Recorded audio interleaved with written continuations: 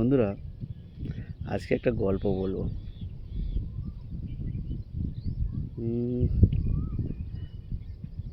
একটা জঙ্গল কেটে ফর্সা হয়ে যাচ্ছিল। পুরো জঙ্গল কেটে সাফ হয়ে যাচ্ছিল।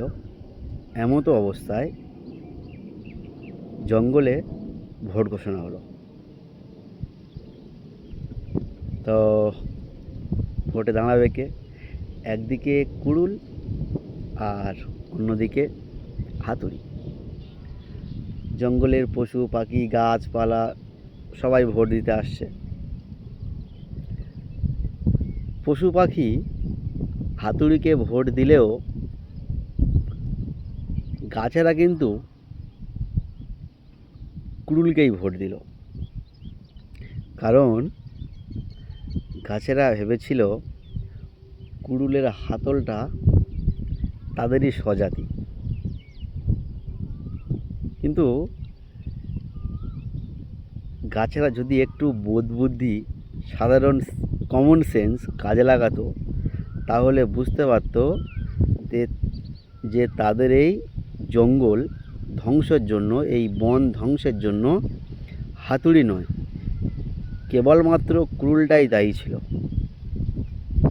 আজকের দিনে দাঁড়িয়ে আমাদের পশ্চিমবঙ্গের একই হাল। আমরা সংখ্যালঘু যারা মুসলমান, তারা আজকে আমাদেরও সেই গাছেদের মতো বোধ বুদ্ধি হারিয়ে ফেলেছি। জঙ্গলে গাছেরা যেমনভাবে হারিয়ে ফেলেছিল, আমরা সংখ্যালঘু মুসলমানরাই ঠিক সেইভাবেই হারিয়ে ফেলেছি। যদি আজকে আমরা নেতা নির্বাচনের সময় যদি কাজে না লাগাতে পেরেছি, তাহলে কিন্তু আমাদের অবস্থা কিন্তু সেই জঙ্গলের মতোই হবে। আমরা হয়তো 2 সেকেন্ডের জন্য এই 29শে এপ্রিল বাটনটা হয়তো টিপব। এই 2 সেকেন্ডটা কিন্তু আগামী 5 বছর কাজে লাগবে।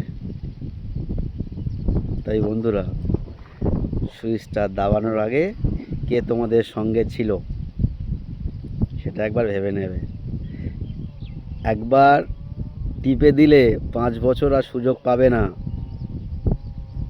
এমন স্বজাতির দরকার নেই যে জাতি আমাদের সঙ্গে গাদ্দারি করে, যে স্বজাতি বিজেপির সঙ্গে হাত মেলায়।